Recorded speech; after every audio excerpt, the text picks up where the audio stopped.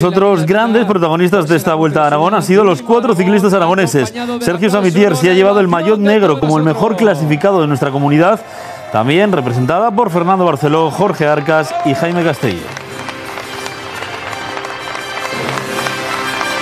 La verdad que ha sido espectacular, ¿no? El día redondo, ¿no? Al final una etapa que me encanta, ¿no? Acabar en Ampriu con toda la gente que ha venido a animar, un puerto que me gusta y encima con la victoria del equipo es que ha salido las cosas pues de ensueño, ¿no?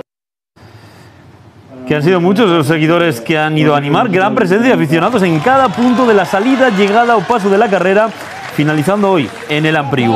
El balance de este retorno tras 13 años no puede ser más positivo.